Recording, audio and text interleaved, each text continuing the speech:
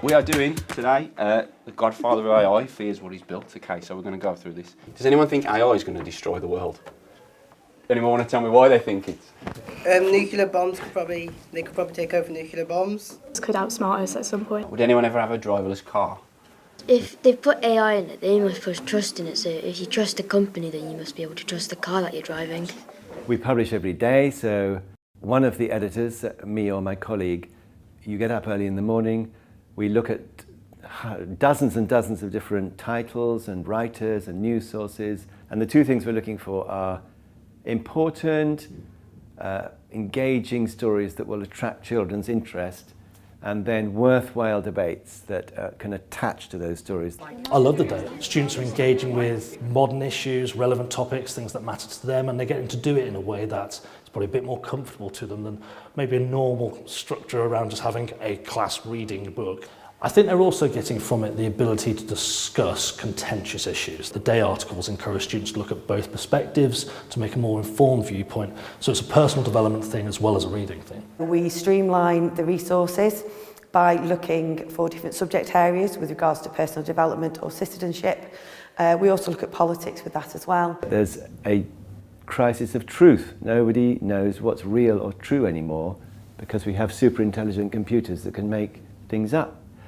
And so every child in the world needs to be able to think critically, to have what we call a brain guard, which says, if you hear something, how do I know that's true? And we teach that every day through the day. Let's do this story about polar bears. It'd be interesting as well to frame the 6 questions around that.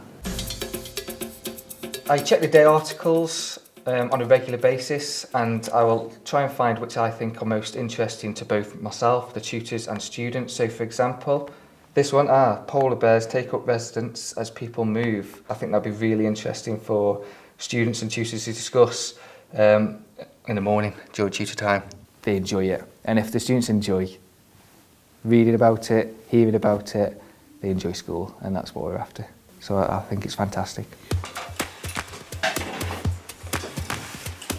So we are going to be doing our day article just as we always do. People kept bears in captivity for hundreds of years, and hunting bears is still a popular pastime in countries such as the US. Hands have you learnt something new about bears today?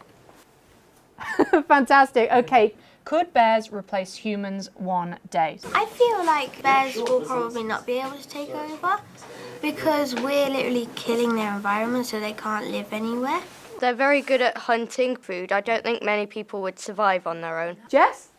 They've got a very great memory. Yes, they do. I think it's a great way to, keep us relaxed after lunch. Personally, I really like it, especially ones about animals. I love learning new stuff about them, and it's just really fun. Even the kids that aren't that talkative, sometimes they surprise me and they say, oh, I want to read it today, or I want to answer the questions, or I want to take part in the debate, which is just fantastic, really. Do any of you use AI? Some maths, you can take a picture of the question and then it will work it out for you. I just put the question in and it just gives me the answer. It doesn't tell me how to work it out. So it doesn't tell you to work it out. You can use ChatGPT to write essays for you. Oh my word. And I think it gives them a chance to have that conversation, have that kind of courage to speak without feeling as if they're going to be judged for that opinion as well, which is really nice. I think it helps if let's say you're doing a science one, it helps you in your science because you learn more about it.